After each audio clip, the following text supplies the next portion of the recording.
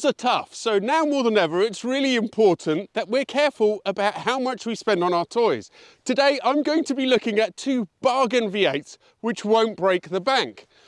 We're going to be discussing how they make you feel, how they drive, how much they cost to run, and then finally we're going to come to a conclusion in this Britain versus Germany battle.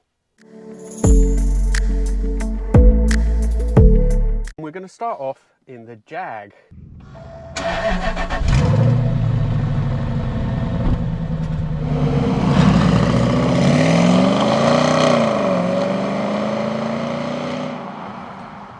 It's quite interesting between these two cars because in many ways they are very evenly matched. They are both 4.2 litre V8s. They're both coupes which are sub sort of £7,000. But the way that they approach it is rather different. The Jag is an all aluminium car, this one, so it's relatively light at about 1,550 kilograms. It's rear wheel drive, as I said, 4.2 litre V8 at the front. The Audi, on the other hand, is four-wheel drive, engine, again 4.2 V8, but it's not aluminium construction like this. It's also, having the four-wheel drive means it's heavier.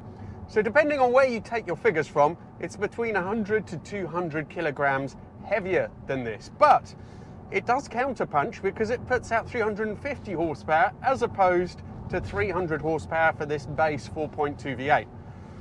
In some ways, spec-wise, it would be better to compare it to one of the early XKRs, which put out, I think, a similar 360, 380 horsepower to the Audi, but they are more money than these.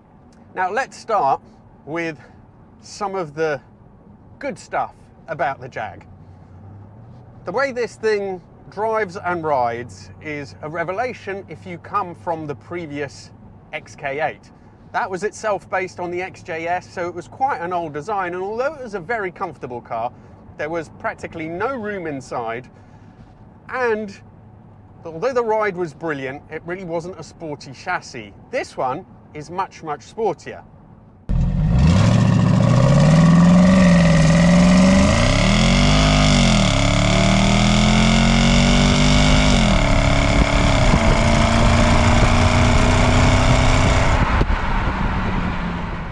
So look, it's not muscle car quick. It's I would term it, it's a rapid car. Now, because it is lighter than the Audi, I am hoping that it will help a bit. But if you look at the official figures, top speed is the same on both. I think that might be electronically limited to 155.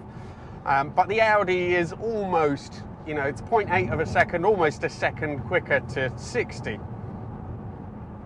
Thing is, with cars of this size, I don't think that the power is quite that important. On the limit handling as well, not something that, they're big GTs, so you want them to be quick, point to point.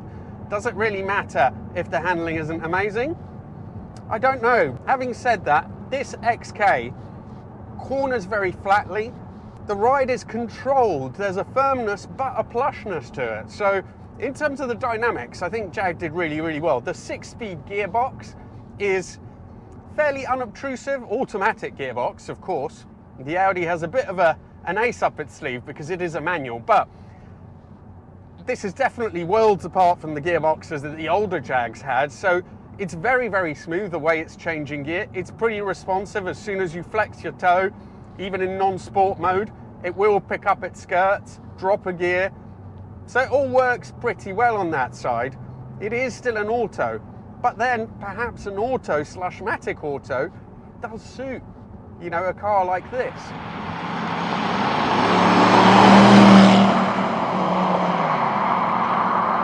Let's talk about some of the letdowns. The interior is one of them. You could buy this with the upgraded leather pack and the wood trimmings. This has got some, I don't know if it's plastic or aluminium. Actually feels, it's cold to the touch today, so it feels like it might be aluminium, but either way, doesn't look that great. Some of the plastics are a bit cheap. This is a fake rubberized leather, and the infotainment system I find really cumbersome to use because it's a touch screen, which is good. but the graphics are really, really dated. And in terms of going through it, selecting the various options, so I'm on climate now, but if I want to adjust where the vents are pointing up and down, you have to go to a different screen. Then you need to go back to do the other things. And if you want to do the radio, change channel, you can do some of it on the wheel, but some of the other settings you have to do here. So on the whole, really don't like the infotainment system at all. Those are the downsides. The other one, the general feel of quality. It's great that this is all aluminium. That's something I do like. This particular car though has suffered from a leak in the back, which I've been trying to solve and has become quite difficult to pin down.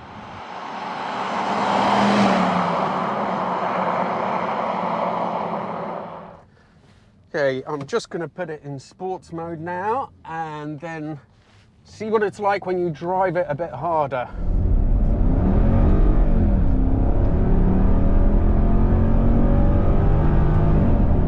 The engine sounds good, but always very cultured, very smooth. Turning, it really bites into the corner, which is surprising. A little slip from the back. I presume that, I don't even know if it's possible to remove the traction control completely on this.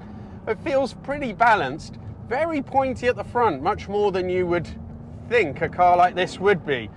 There isn't a huge amount of feel, but it tells you what you need to know.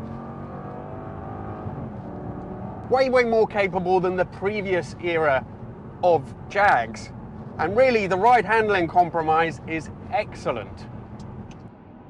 Time to see how the S5 compares to the Jag, and a special thanks to Ben at Dad Cars. He brought it down today, and I believe he has partnered up with a company who are going to give that car away in a raffle. So do go and check this out on his channel and check out his other videos. I will put the link in the video description.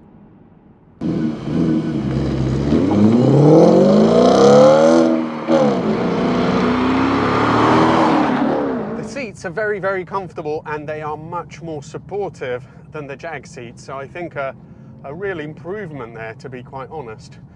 Even at these lower speeds though, the steering feels a little bit vague, and it has a really weird weight to it. Like, I think it's an artificial weight. So it's very, very light at parking speeds. Then it seems to firm up a little bit as you're moving, but there's absolutely zero feel. So it feels worse than the Jag steering, which is incredibly light, not much feel, but it kind of works better than this. Nice to have a manual gearbox though. I do always prefer that, especially if you're driving a car hard. It just, I don't know, I don't like flappy paddles. The interior is a real step up from the XK. It's so beautifully put together. Everything works with a certain amount of control and damping. And the infotainment system, okay, it's also a bit annoying to use, quite frankly, but it's a little bit easier in a way than the Jag one, even though it's not a touch screen. I think the driving position also seems to work a little bit better for me. I'm not sure what it is about the Jag driving position, which is okay. This just feels more natural though. But crucially, let's see how it goes down the road through the gears.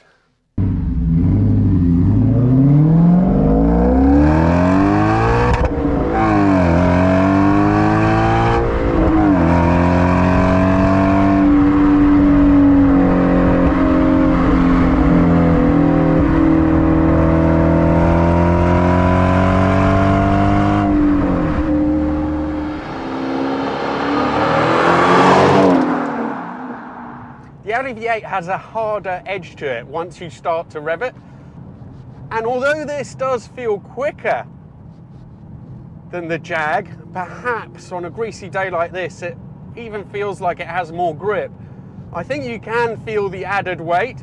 The turning, although okay, isn't as nice. It just feels a little bit more clouded, a little bit less clear. In terms of ride and overall control, this being the S5, I would have expected it to have a little bit more in reserve. It's pretty comfortable. I don't think you can fault the ride, but the Jag seems to have a sort of a better primary ride, so over the smaller lumps. The control is maybe even slightly better in terms of how it leans into corners, although this doesn't just flop into a corner either. I think overall the damping, the chassis feels better and more natural in the Jag.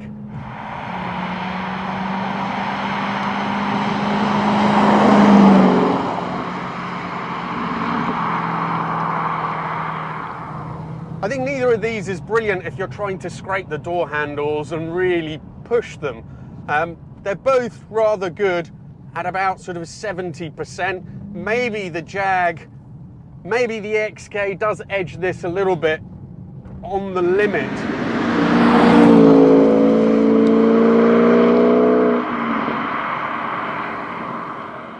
I did think this would be the sportier car with the manual transmission, the way it felt, more power. But gearbox aside, I think the XK is a more natural handling motor than this.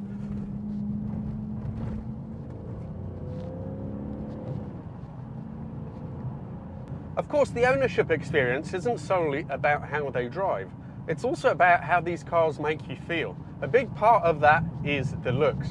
Now, they're both handsome cars, but in the flesh, the S5 looks better than it did in pictures. When I first thought about this comparison, and I was thinking about my car versus this, well, I thought, you know, it's just another Audi.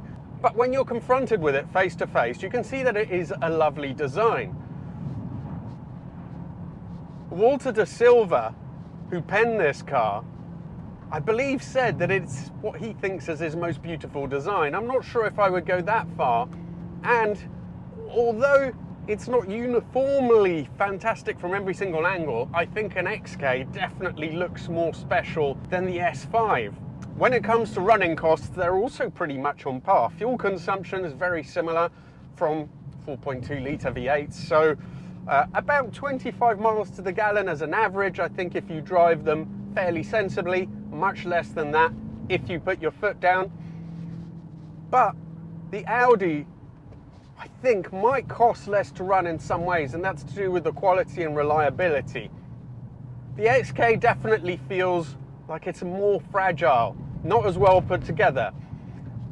You know, I've had issues with mine where the cruise control occasionally works, occasionally it doesn't. There's other little niggles. Now, they may just be down to battery voltage, because apparently they are renowned for having issues with that, but it just feels like a more fragile car. I would expect this to present less problems in the long run, and certainly the interior is built more solidly.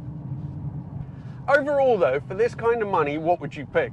This is a more substantial car. I think this is a car that you could pick every day. But if you want something that feels special, that looks really, really special, then I would say that the Jaguar does have the edge on this S5. It also feels like the chassis is better sorted. It's more of a driver's car.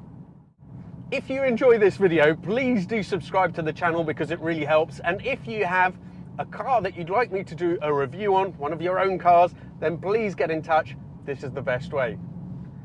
Thank you all so much for watching. I hope that you too can buy yourself a nice, cheap, fun V8 at some point. Thank you again, and see you soon.